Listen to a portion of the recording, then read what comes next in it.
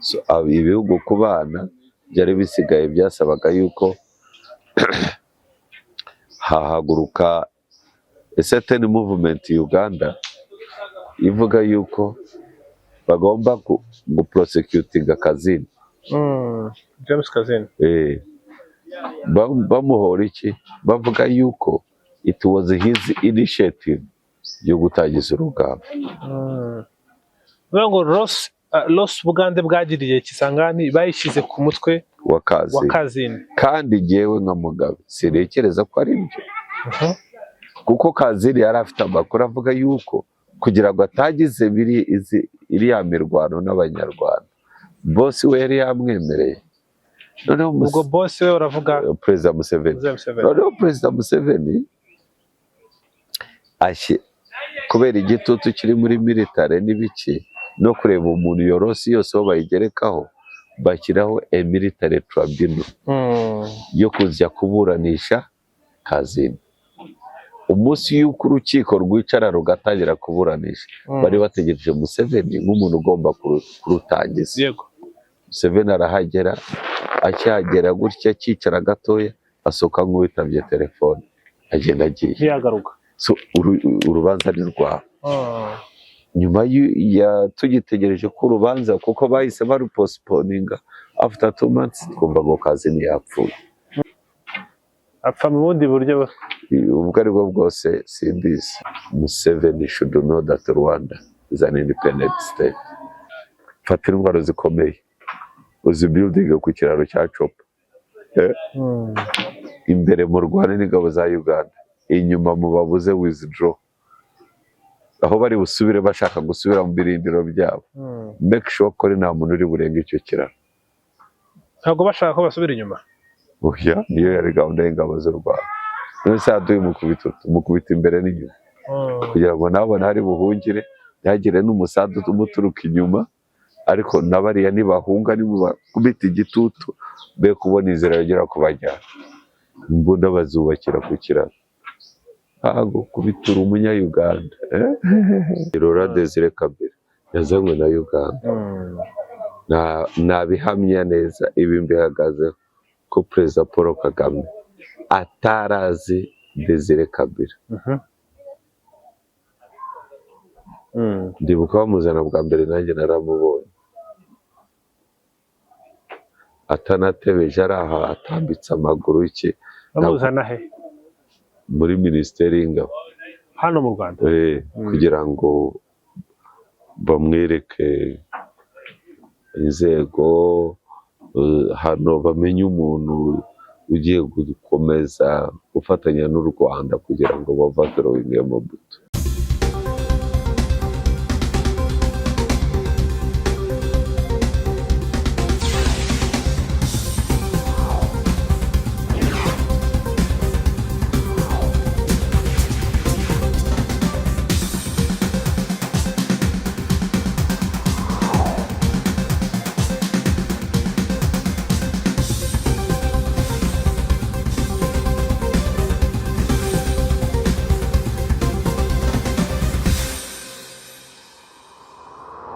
Yego, One Nation Radio turabashimiye cyane kuba mukomeje gukurikira ibiganiro byacu. Ni ijwi rya diaspora nyarwanda, turi kumwe na Bob Mugabe, ni umusesenguzi wacu. Bob, tuguhaye ikaze kuri One Nation Radio nanone. Murakoze. Tugiye kuganira ku Rwanda na Uganda. Mu minsi ishize twaraganiriye tuza mu bya 2017 2018, ariko watangiye ukomoza no mu bya kera. Ariko hari ukuntu u Rwanda na Uganda byisanze ari ibihugu bituranye, ibyo ngibyo ni geography ntacyo babihinduraho. Ariko abatuye ibihugu byombi, u Rwanda na Uganda, hari ukuntu babanye mu buryo bumwe cyangwa ubundi. Ntabwo impamvu ari byo ngiye kuvuga no kugira ngo tutabiheraho uburyo abanyarwanda bamwe bisanze muri Uganda kubera amateka y'igihugu mu guhunga za 59 na za 70 ingahe bajya muri Uganda, abandi bajya mu Burundi, Tanzania na Repubulika ya Demokarasi ya Kongo, hari n'abagiye mu mahanga ya kure mu Burayi. Tugiye kuganira kuri hano hafi mu gihugu cya Uganda. Abanyarwanda bagiye muri Uganda bagize uruhare rukomeye cyane mu kurwana muri NRA, igisirikare cya NRM. Byagenze bite kugira ngo tubone amwe mu mazina akomeye anazwi hano mu Rwanda afatwa nk'intwari nka Fred Gisa Rwigema umukuru w'igihugu cyacu bisange bari mu gisirikare cyo mu mahanga kandi bavuka mu Rwanda? icya mbere, they were fighting for their own existence. Mu Kinyarwanda urabyumva icyo mvuga? Barwaniraga kubaho kwabo. Yego, kubera ko ubutegetsi bwa Idi Amin uri ubutegetsi bwa Obote. Bamwe se nibaje bakabajugunya hano za Nyabwashogozi, bavuga bakabiruka. Mbese ntabwo waba mu makambi y'impunzi udafite uburenganzira, udafite iki n'ubutegetsi buhari bwo muri icyo gihugu wahungiyemo nabwo ubona bo bakandamiza, ngo ubone undi muntu ushaka liberation ngo unanirwe kumufasha. So first of all it was for Rwandan existence, icyo barwaniraga. Icya kabiri nuko hariho byibuze abantu bo bafatanyije byibuze mu gisirikare, abantu bo bafatanyije mu gisirikare byibuze bumva kozi yabo nabo ko ubuhunzi bugomba kurangira. Museveni ari mu bantu bumvaga ibintu by'ubuhunzi nabyo ari ikibazo, kandi abo bantu baramufashije. Bari abantu ki mu gisirikare? Kuko hari NRA ijya gushingwa, hari bamwe barimo. NRA yari inyeshyamba, bari bafite izina zatangire za Singo, za Ruwero. Bamwe bari barize nka Museveni yari yarigiye University of Dar es Salaam, yarize political science, yari ari mu bintu bya revolution, ibintu by'impinduramatwara, bari in touch na ba Castro, bari in touch na Mwalimu Julius Nyerere.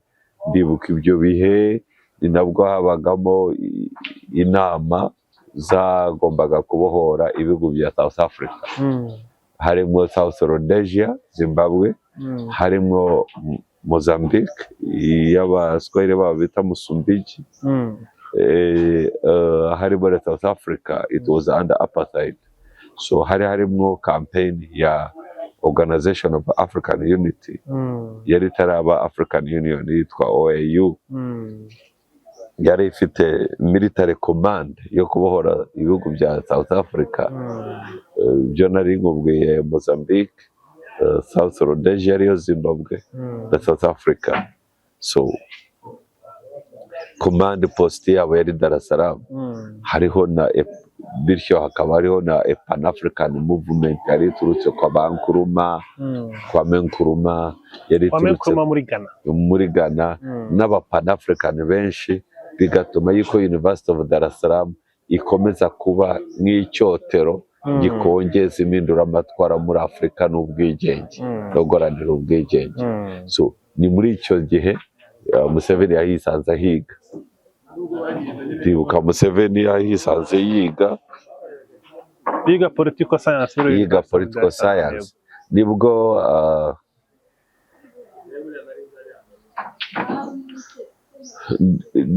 rimwe yajyaga asubira iwabo. Ndibuka rimwe yasubira iwabo ariyamamaza kuba umudepite wo muri DP, aratsindwa. Ariko hari a lot of ibintu bitameze neza. Ikintu cya mbere, Museveni is good guharanira ibyo ashaka, kugeza aho batangije ikinyeshyamba barwanye bakuraho Idi Amin, kuko Idi Amin yari amaze gukorera Obote coup d'etat. So Idi Amin aza muri 77. Idi Amin mu ntambara ya 77 atangira kujya Obote yari yarahungiye Singapore, aza kuva yakirwa na Tanzania. So Idi Amin akojeje kurasa za Karagwe, akora imyitozo, he was a pilot.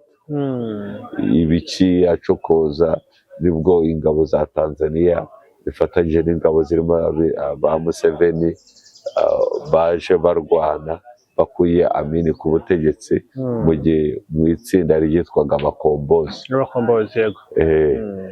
Baraza bashyiraho ubutegetsi, Idi Amin avaho, bashyiraho ubutegetsi ari ubwarure. Nyuma haza Binayisa, niba nibeshye, hanyuma Obote aragaruka ku butegetsi inshuro ya kabiri. Agarutse Museveni aba Minister of Defense, abiki ari naho muri nkuru umwe nakubwiye ko bamufatiye ku roadblock agakizwa na Rwigema. Ariko icyo gihe barimo gutraininga, Museveni aribwo gutraininga abantu bagomba kujyana muri Tanzania, bagomba kuzafatanya na Tanzania n'igikundi cy'abakombozi kuri Saidi Amin yatwaye Rwigema. Rwigema ari gutyo yisanze barimo kuba trained n'ingabo za Frelimo mu nyeshyamba. Icyo gihe zari zitarafata igihugu, so yisanga muri iyo ntambara kuko niho yakoreye, niho yinjiriye mu gisirikare, yisanga mu ntambara za Mozambique. Aragaruka barwana intambara y'abakombozi, bafata Kampala. Bafashe Kampala nabwo bafashe Museveni, bamugize Minister of Defense, bamugize n'ibindi bintu, ariko ukabona still Obote yaragerageza kureba uburyo amwikiza, amwica cyangwa se iki, ariko nyine muri ibyo bintu byose bari kumwe. So banavuye muri leta ya Obote kujya gutangiza ikinyeshyamba za Singo, bajya kuvaho banarasa za Kabamba, bava Kabamba bakisanga bari mu nyeshyamba, bari cyane cyane muri district ya Luwero. So it was something that was really happening. So icyo gihe bisanze bari bamwe, ni gutyo batangiza ikinyeshyamba, badefectinze from UPC ya Obote, ni gutyo batangije NRM, National Resistance Movement. Muri abo ngabo barekrutingaga, urumva barekrutingaga mu bantu baziranye, mu bo biganye. So ni gutyo Perezida Kagame yabyisanzemo, ni gutyo Rwigema yarabirimo, ni gutyo ba Ivan Kolete babanuza. Hari harimo benshi kuko urumva n'intambara ya Mozambique Musitu yarayirwanye. Musitu yarayirwanye kandi n'umunyarwanda. Sinuko icyo gihe cya Museveni abajyana iyo ngo kwitoza muri Mozambique kugeza banarwanya intambara za Mozambique, Rwigema yarariyo na Musitu yarariyo.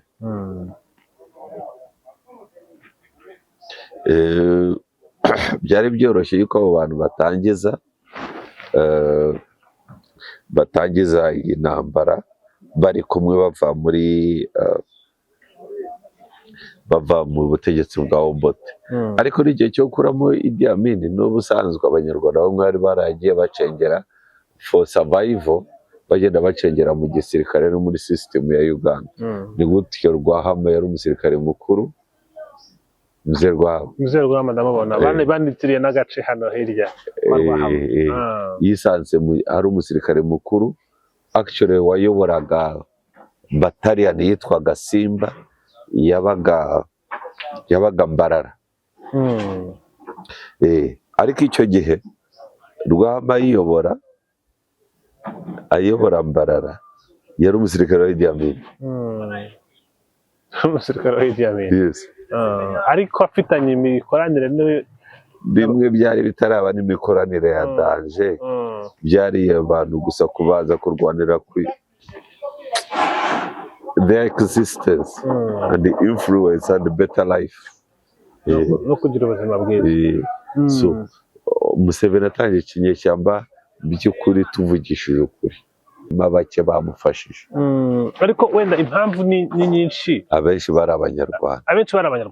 Impamvu ni nyinshi zishobora gutuma umuntu atangiza ikintu byose ukomojeho, ariko iki nakita nka spark yatumye ati noneho I'm fed up, ngiye gutangira resistance yari gereza ko Museveni ubusanzwe arayifite mu bitekerezo, kuko atemeraga ubutegetsi bwa Obote. Ubutegetsi bwa Obote bwafataga Abahima nk'Abanyarwanda cyo kimwe, kandi Museveni ni umuhima. Museveni ni umuhima, ariko ni umuhima wa hano hafi y'umupaka w'u Rwanda, muri ibi bice bya Western Uganda, hafi hano ya Kagitumba, za Ntungamo. Museveni ni uwa hano. Actually hari abavandimwe bamwe ba Museveni babaga mu Rwanda b'Abanyarwanda. ariko ari abahima of the other side. Now, uburyo byagoranaga kumenya umuhima n'umunyarwanda, ariko ugasanga afite base na ba sekuru hariya kandi b'abahima. Ko no mu gihe cy'ubwami waba Museveni bari muri Uganda kandi abahima, ariko ugasanga afite another big family nayo iri mu Rwanda y'abanyarwanda. Niyo mpamvu ibintu by'ibiyaga bigari bigusaba kwitonda n'uhubuke. Now, Museveni, there was a lot of frustration kwa Obote ashaka kumwica, kandi Obote ntashake kumwica wenyine, ahubwo hariho polisi ubona ihari mu gisirikare indani yo gusapuresinga abanyarwanda n'abahima. Kubera ko Obote yari azi Museveni, kuko Museveni niwe wafatanyije na Tanzania mu ntambara y'abakombozi yakorewe Idi Amin muri za 79. muri za 79. Yego.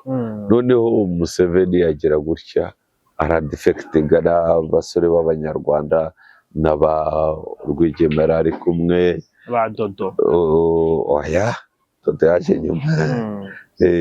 Ariko nawe yari muri babandi 40 muri 20 muri babandi bari bafite imbunda. Ariko ibyo ndaza kubikubwira. Urumva rero bamwe bagiye baba intambara uko itangiye bakaba recruited, ariko hari abantu babaye abasirikare kera, abantu bagiye mu gisirikare kera cyane. Icyo gihe Museveni atangiye intambara nibwo uriya General Turagara Agustin wagiye muri retirement nawe yamujoyininze. Nicyo gihe cya Dodo bajoyininze, nicyo gihe hari abanyarwanda mu by'ukuri movement yazanye Museveni ku butegetsi 80% ari y'abanyarwanda. 80% ari y'abanyarwanda. So kugira ngo bumvikane yuko nawe natwe ugomba kudufasha tugasubira i Rwanda, it was common sense. Byari ibintu byumvikana. Byari ibintu nta Habyarimana ariko bari kubona ko ari cyo kizakurikiraho. Urumva buriya propaganda nimbi. Hari ukuntu ubwira abantu ibintu kugira ngo babyemere bitari byo, ukazageza aho nawe ukisanga aho bibabwira nawe wabyemeye kandi ubizi ko atari byo. With all evidences z'ubutasi zagaragazaga nk'ubu nibwo tubibona mu madosiye y'ubutasi ya kera n'abandi batanga ubuhamya ya kera igihe ubutegetsi bwa Habyarimana barabibonaga ko bizaba, ariko bagahitamo kwigiragaho batabibona kubera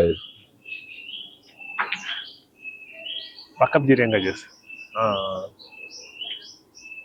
Urumva mu matwi yarimwo nuza yaravuniwemo ibiti.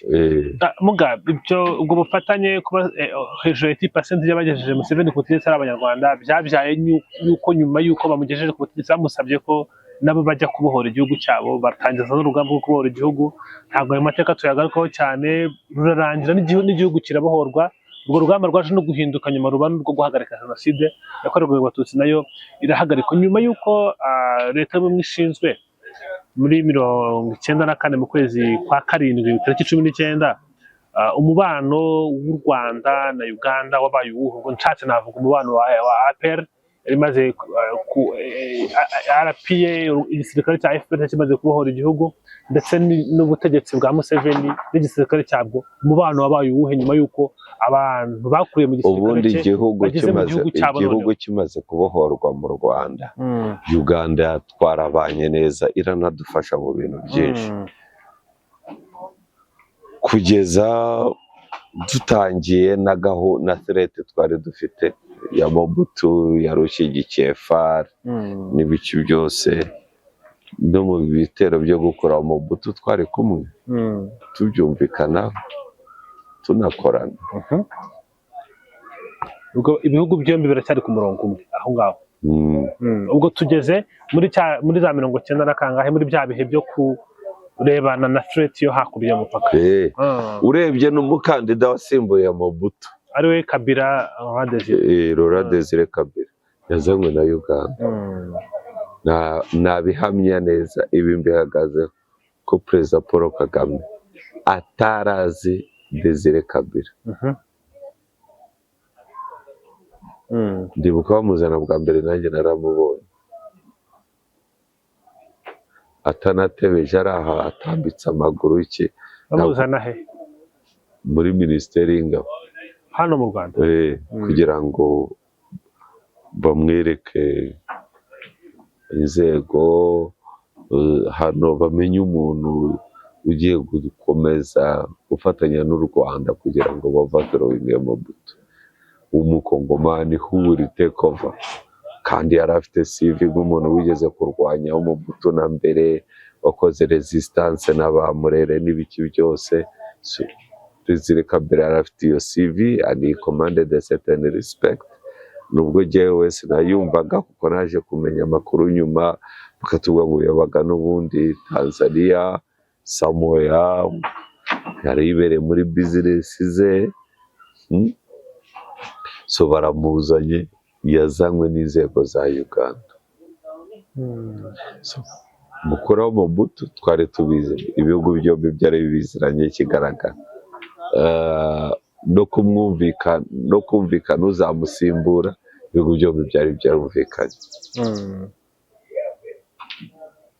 Uribuka igihe Mobutu yaviriye ku butegetsi? Yego. Ryari? Muri 1996. Ukoze cyane. Ikibazo cyaje kuvuka hagati yacu na Uganda.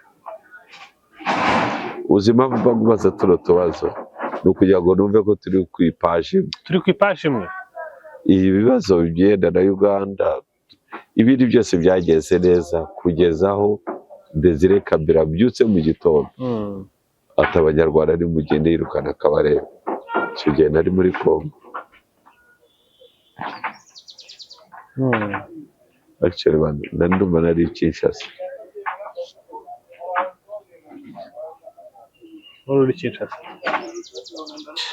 Ariko arabirukana. Utararengaho, ni iki cyatumye abyuka igitondo kimwe akavuga ati ba bantu bafashije kugira ku butegetsi reka mbipakurure? Ni iki cyamusunitse? Yarabatinyaga cyane, yarabatinyaga. Yari afite internal politics. Hari abantu babonaga nk'ingabo za Uganda n'ingabo z'u Rwanda nk'abakoloni, nk'aba occupiers, kuko Kabarebe ari na Minister of Defense w'ikindi gihugu. Ni CDS hano cyangwa ni Chief of Staff hano na hariya ni rero ni ibintu bikomeye.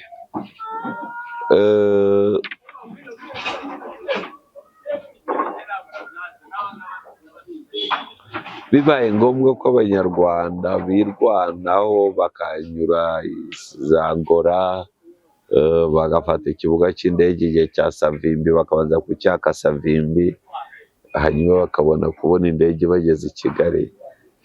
N'abanyamurenge benshi barafata. Bacyatse ingabo za leta. Bacyatse inyeshyamba zari zaracyatse ingabo za leta, nabo bacyaka inyeshyamba. Ariko kugeza aho ngaho u Rwanda na Uganda ibibazo bari guhura nabyo icyarimwe, baracyari ku murongo umwe. Yego, ariko ibibazo byinshi biraba ku Rwanda, ku banyarwanda kurenza abanya-Uganda. Ko n'ikindi cya kabiri cyabaga, n'ikindi kibazo cyabaga, of course Rwanda was active in Congo, very active than Uganda. Ariko n'ikibazo cyanabaye muri iyo mbibiri yo kwirukana abanyarwanda, ntabwo Désiré Kabila yirukanye abanyarwanda gusa, yagiye n'abanyamurenge batangira no kubica no kubahiga amanywa, bafata abanyamurenge barabafunga, bafata iki. So bituma na withdraw y'abanyarwanda hagera kuvuka another rebel group. Urumva mbere tujyana na Kabila had a party yitwaga AFDL, FDR yego. not FDR. AFDR ndayizi, AFDR apana FDR. FDR ndayizi cyane rwose. None FDR muri ayo makosa yakoze havuka RCD.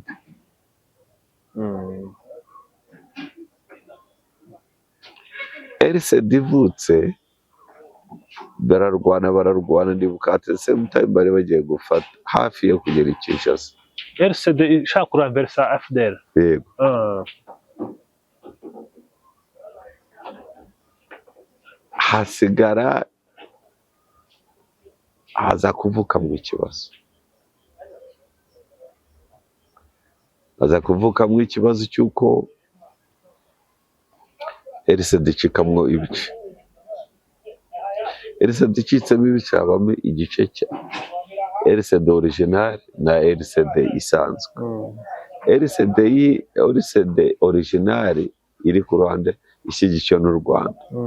RCD yacitsemo ibice, yacitsemo igice iza gushyigikirwa na Uganda. Icyo gihe nicyo gihe cyabambusanya mu isi havamo nicyo gihe cyaba Ruberwa, nicyo gihe cyaba Azarias Ruberwa. Azarias Ruberwa, nicyo gihe cyaba Bemba, nicyo gihe cya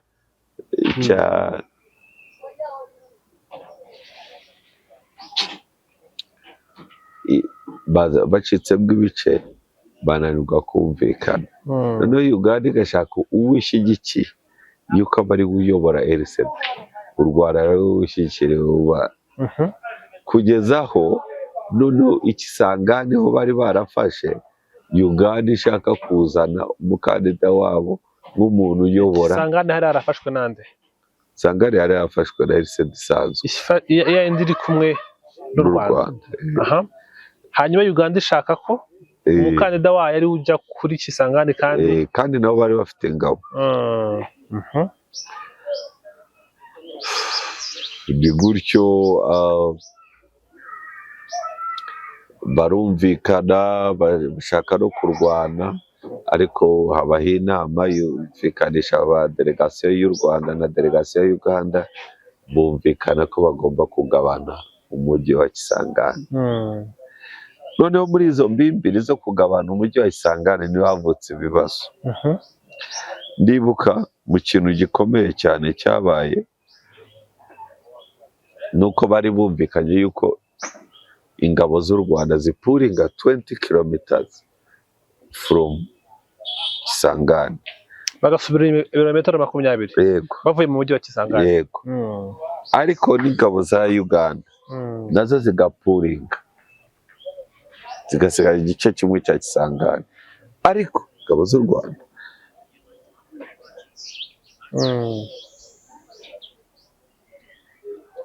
ariko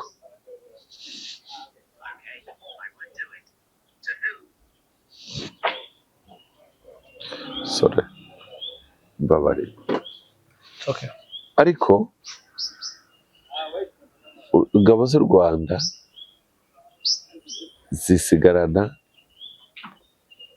an airstrip iri mu majyepfo ya Kisangani. Basigarana n'ahandi hantu hari, urabona Ikisangani hari umugezi ukomeye usa n'ugabanyamo Kisangani gutya, ariko mu majyaruguru ndumva ndibuze kuwukubwira. Simsim. Oya, Simsim ni ikibuga cy'indege. Yego, Simsim ni ikibuga cy'indege. Kandi cyari ikibuga cy'indege kinini. Hari umugezi witwa Chopo. Chopo, yego. Noneho hari ikiraro aho ngaho. Ingabo z'u Rwanda zitegekwa kuva muri Kisangani zikajya the other side of Chopo. Zategekwaga nande? Ninde wazitegekaga? Mu byumvikanye hagati y'u Rwanda na Uganda. Twumvikanye na Uganda mu kumvikana y'u Rwanda yuko the other side of Chopo hajya ingabo za Uganda, natwe tugasubira inyuma kuva za Simsim Kisangani tukayivamo, igasigara it's like hagasigara some like one company y'Abagande, one company y'Abanyarwanda, kugira ngo bakontorore umutekano w'inuza, ariko abantu be gushwana, urumva. Ariko ibyo tubyumvikana atari intambara y'abana, ariyo yiswe Kisangani ya mbere. Mu ariko ntaguciye mu ryo uvuga tugeze mu wuhe mwaka? za 2000. Tugeze muri 2000. Okay. Urumva barumvikanye iki, imishyikirano y'i Kampala, Kabare, hehe, bemera kutongera kurwana. Noneho usanga Kisangani hariyo gusa some commanders n'iki, yewe kugeza n'aho abakomanda bamwe bahawe ikiruhuko, cyane cyane bo mu Rwanda, bamwe baraje hano bariyizira kubera ko bumvaga hari ibyo bemeranyije, nta kibazo kigihari until one stupid man dari buvuga izina came up with an idea yuko side ya Uganda basubirana Kisangani, kubera ukuntu bari barwanya ubushize bagakozanya, ariko ingabo z'u Rwanda zigahita zifata copo, zigahita zinjira muri Kisangani huti kugeza badesikaretinze, bakongera bakemezanya gusubira inyuma ya copa. Uganda ikajya inyuma y'ikiraro cya copa, the other side of copa, u Rwanda bakarekura ikibuga cya Simusimu, ariko bagakomeza bakadeployinga inyuma batari mu mujyi rwose. Then one time umugabo abantu barashwana banasinze, no delegation ya Uganda itumira delegation y'u Rwanda gusangira, just a few commanders gusangira, inyama ziraribwa ariko inzoga zinyobwa, they said like agasuzuguro, yarazibwa z'Abanyarwanda iki, ubuntu umwe abantu yatumiye, urumva abantu yatumiye yarazi ko bari burarane bukarinda bucya, abandi bo barigendera. Abanyarwanda urabizi discipline yabo, barigendera iki, ariko of course nabo barimo n'ubutasi bw'impande zombi. Military intelligence y'u Rwanda irimo gutata military intelligence ya Uganda, movements, disciplines and behaviors. Umwabyuka ari muri hangover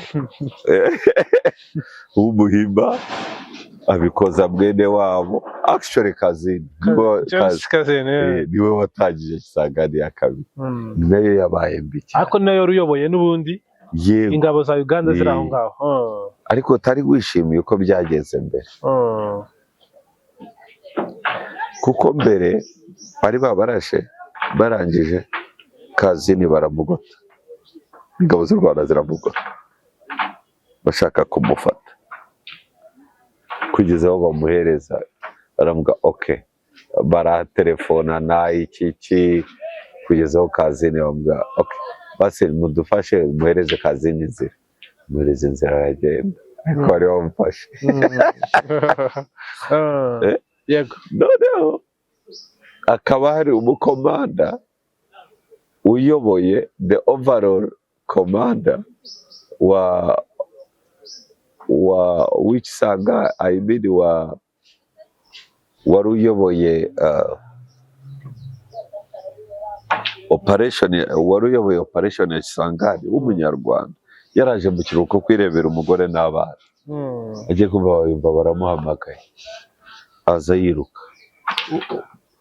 Wari uyoboye operation y'u Rwanda muri Uganda, muri Kisangani, sintuze se si Karake Karenzi kare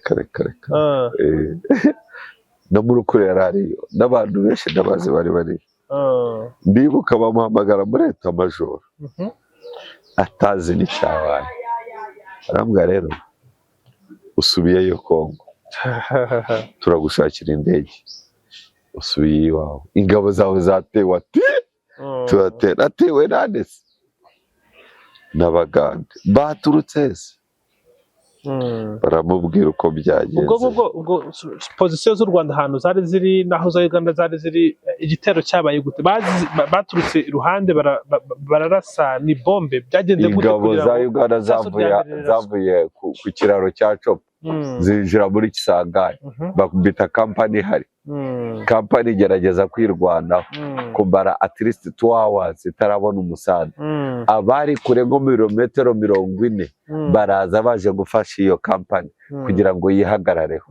Abari bwo komanda hano i Kigali bamwambaga muri leta majoro n'uzana bataliyani ebyiri zari hanze ya Kisangani zitaragera kuri iyo kampani iri bwo kurwana n'Abagande ba deployize brigade. Kampani nayo icyayifashije ni kwa kundi ariko ngaho nk'abantu badasobanukiwe terimi za gisirikare, kampani binganite, brigade binganite. Kampani ibiri bwo platoon eshatu cyangwa eshatu. Yego, platoon bigizwe n'abasirikare 33 cyangwa 35. Platoon eshatu rero urabyumva nawe n'abasirikare batarenze 130. 130. Yenda mu bihe by'intambara bashaka no kugeza kuri 150. Ariko abarabo iyi akaba ariyo kampani isigaye yari irinze umujyi, kuko n'Abagande twe twumvikaye ko basiga kampani kugira ngo Abagande bajye hirya ya Copo, natwe n'ingabo z'Abanyarwanda zirege ikibuga cya Simusimu zijye mu birometero 30. Yego, komanda wabo ari inaha. hanyuma ubwo brigade tuba tuvuga bataliyani n'eshatu. So, Uganda irirarwara izanye byibuze bataliyani 3. Bataliyani birimo kampani, bataliyani imwe birimo kampani hagati yenye n'eshatu. kuba abasirikare hafi ubaza ryari 5 wavuze, abasirikare hafi 600. Ubaruza aho ngaho muri iyo ni bataliyani imwe, ariko ruzanye bataliyani 3 uzikubise kugira ngo zirwane na kampani. Icyakijije iyo kampani bamwe bayihozemo ndabazi barahari tuyatubona. Icyakijije iyo kampani nuko barwanye muri defense, donc ingabo za Uganda zatakize defense. Ubwo defense aho bari hari indaki, hari indaki, hari iki n'amasasi yose ni hari, n'ibiryo niho bari, niho biri, n'imiti nihiri, barwana kuri defense yabo. Icyo cyabakijije kugeza babandi bari mu birometero 40 wa musada uzi ukaza ukabafasha. wabagezeho nko nyuma y'igihe kingana gute? Wabagezeho nka nyuma y'amasaha 3, kubera ko amasaha ane komanda yarahageze. Wari uri mu Rwanda? Wari uri mu Rwanda yarahageze kuko helicopter yari imugejejeyo. So gahunda iba plan yari yoroshye. Fata intwaro zikomeye uzi building ku kiraro cya Copa, imbere mu Rwanda n'ingabo za Uganda, inyuma mu babuze withdraw, aho bari busubire bashaka gusubira mu birindiro byabo. Make sure ko nta muntu uri burenga icyo kiraro. Ntabwo bashaka ko basubira inyuma. Oya, niyo yari gahunda y'ingabo z'u Rwanda. Nose aduye mukubita imbere n'inyuma kugira ngo nabone hari buhungire, yagire n'umusadu umuturuka inyuma. Ariko nabariya nibahunga nimubakubita igitutu be kubona inzira yongera kubajyana, imbunda bazubakira ku kiraro. Ntabwo kubitura umunya-Uganda. Ikibazo rero cyari kimaze kuvuka kuko byafashe like 3 days. 3 to 5 days. Intambara irangirana nabi cyane kuko na Kazini yageze agatarahamuka. James Kazini. Hayaguye abana benshi b'Abahimba bari barekuriye inzu baturutse za Ruhama, hano za Nuza, hano za hafi y'u Rwanda, za Mororo, bo bari bavuye kuri Kadete kandi babwira yuko bariyana. Rwanda nitwe twabatoshe turabazi, they are not soldiers. Barabarasa kweri bibi, ariko bya bindi bibi cyane.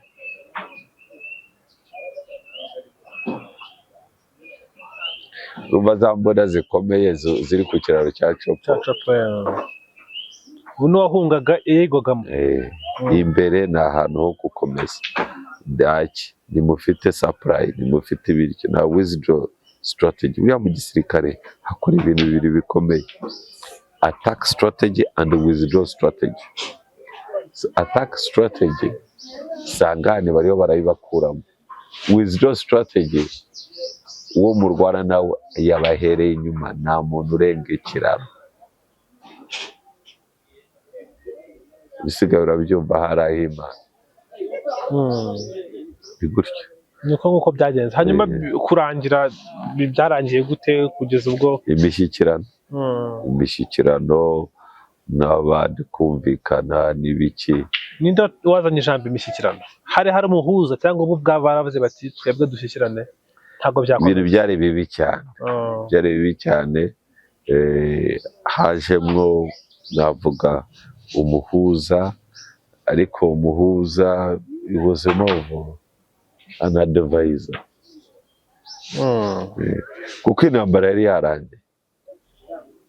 Urumva haje n'icyanabyoroheje cyane, haje imishyikirano ya Laurent Desire Kabila bafata abantu bo muri RCD.